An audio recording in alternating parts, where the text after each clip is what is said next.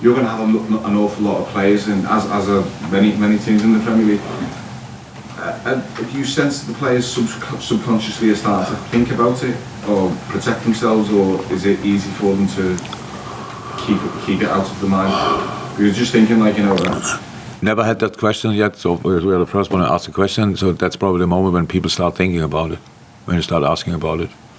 So it's a logical thing. It happens every year when usually the World Cup is in the summer, and the big finals are in the summer as well. So if you're involved in a final in the Champions League, FA Cup, whatever, European League final, there's no player who thinks in that moment about the World Cup. A little bit later they want to win that final.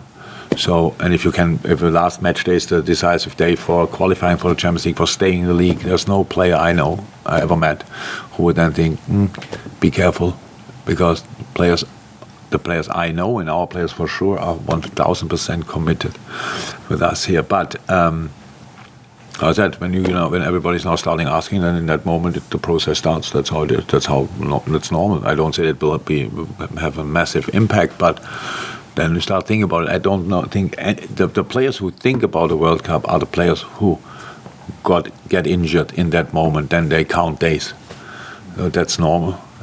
So you saw obviously a few dramatic scenes, players from other clubs or Diogo as well, but not before a game, after a game.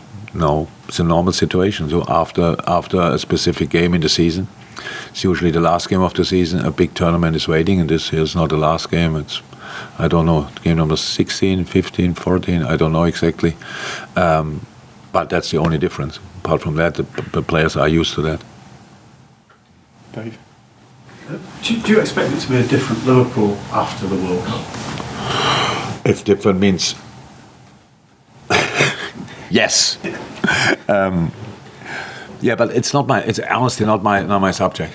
So yes, we will be different. Yes, we will have trained. Yes, we will have players back. But it depends to how come the players back from the World Cup. I have no idea about that. Of course, these kind of things are unfirm. If they all come back healthy from the World Cup, if they all go out early, have a break, and can then train with us for 3.5 weeks. That would be absolutely outstanding. But a lot of ifs.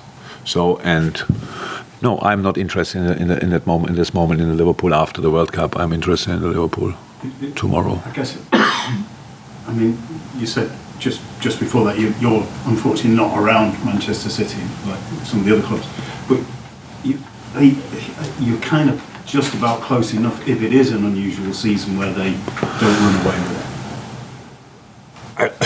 it. If you are. If we would have won against Nottingham, we would have 19 points, and then we would be a bit closer than now with 16. So I know that, but we didn't. So why should we talk about that? I mean, the problem is, so when we talk about our situation, how can we improve it? It sounds like we just have to play better, and then okay, I have still an opponent. So, and Leeds is really going for it. Leeds is super lively, super aggressive. It's not like, I think Salzburg, Leipzig was a lot of high press, stuff like this. Now it's a lot of midfield press, make spaces really small, going for counter-attacks. A lot of really good players, talented players. Bamford is back.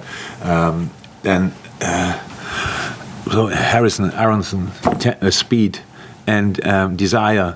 Then they have real machines. I'm not sure Adams can play, but if he can play, another hardest worker in midfield. So there's a lot to like about this team, to be honest. And they have no result. The last 6-7 games, no real result. And so they will be here. And I heard only a little bit yesterday when I passed the screen, and I heard just him out saying, I'm sick of losing. So, and he's already very emotional on the touchline. So now being sick of losing and emotional on the touchline, that will be so can you imagine how he will. We saw this halftime talk what he had with Salzburg, so he's obviously in the dressing room pretty lively, so he will set them on fire.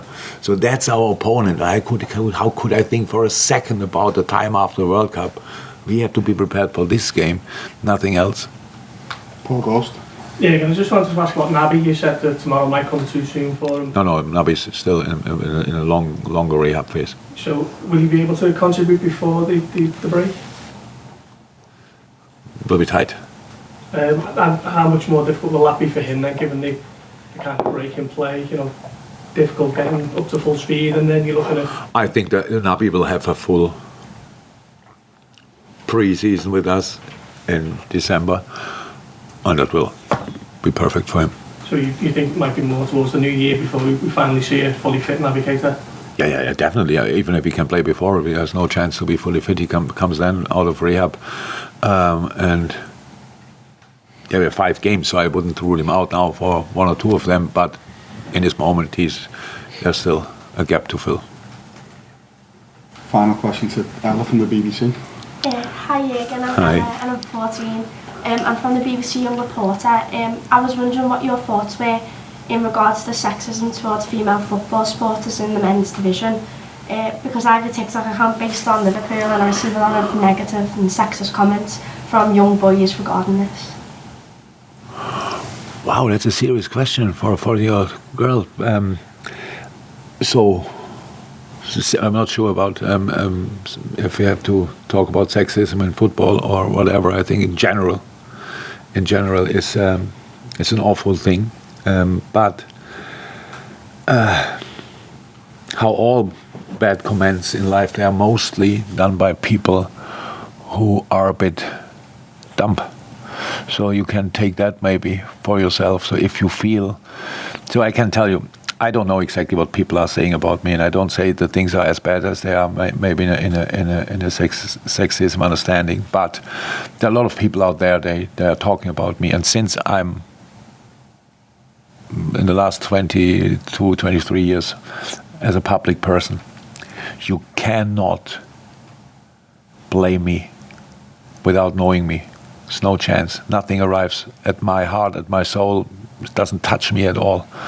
You can. There are comments about below each Daily Mail article.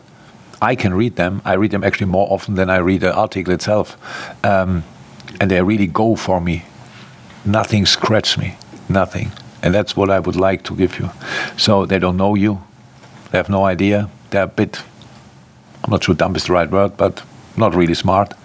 Don't let it get to you, and then everything will be fine. Do what you're doing, be confident, you like it, do it, and if people say something negative, don't listen to it. And what else do you think could be done in regards to this issue? Because I know a lot of our players have already supported, because there is a few campaigns to stop, sexism against female football fans, and a lot of our players have supported this issue. How can I support that? How? How support it publicly. I handle support it publicly, so okay. If you mean my support, you have it. Whatever I can do, I do. But to be honest, I didn't hear yet about it. But it's more my lack of social media activity, probably. I think. So you have to write me a letter if you want to reach out to me. Yeah, but each support you can get, you will get. No problem.